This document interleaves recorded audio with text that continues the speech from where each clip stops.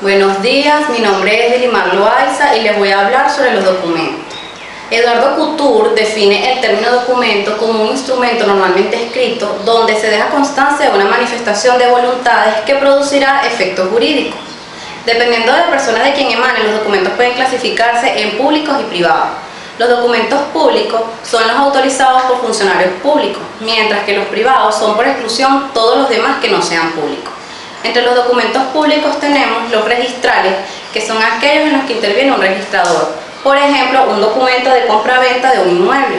En los judiciales interviene una autoridad judicial, un juez. Por ejemplo, tenemos la sentencia de divorcio.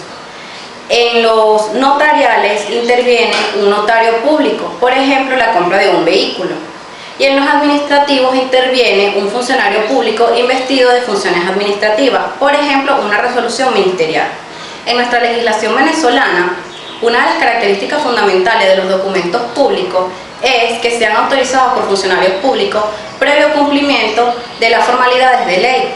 Esto le otorgará así fe pública y se verificará el efecto erga omnes salvo prueba en contrario, esto es, frente a todos y contra todos.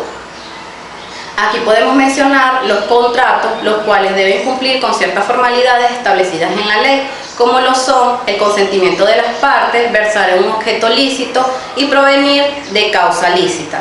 Si una de estas condiciones falta, el documento será anulado y por lo tanto no producirá efecto jurídico.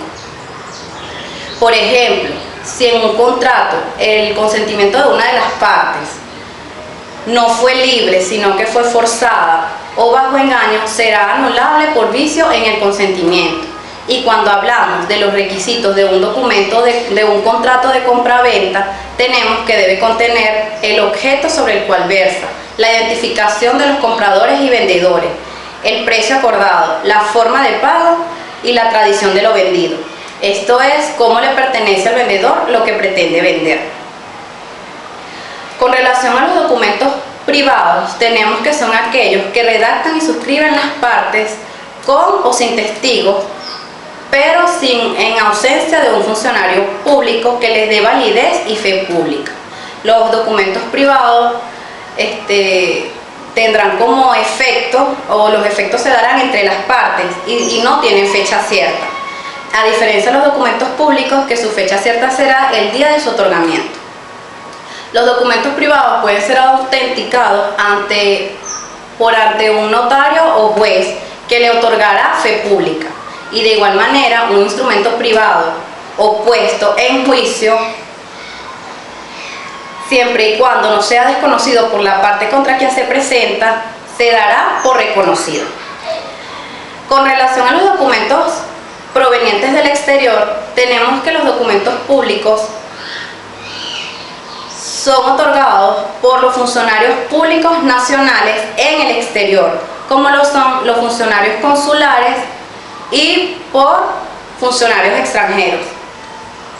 Los otorgados por los funcionarios consulares, según el Código Civil, deben cumplir con los requisitos de fondo y forma establecidos en la legislación nacional, mientras que los otorgados por los funcionarios extranjeros o de otros países deben cumplir con las formalidades y solemnidades establecidas en la legislación del país donde se encuentran, esto es, la ley local.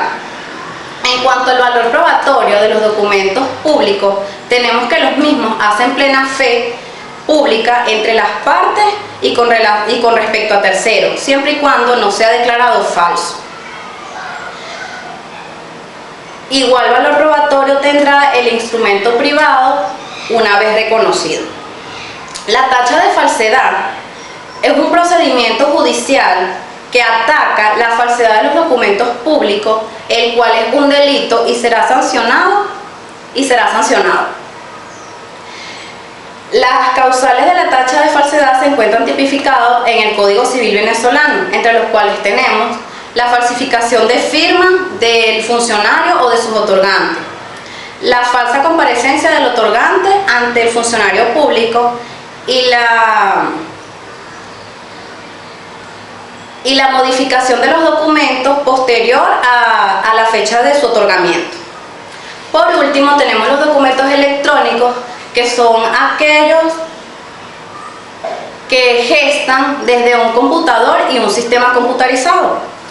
En nuestra legislación venezolana, la función registral y notarial consideran de interés público el uso de medios electrónicos y tecnológicos sin menoscabo de la seguridad jurídica, puesto que la firma electrónica de los notarios y registradores tiene el mismo valor probatorio que el de una firma autógrafa.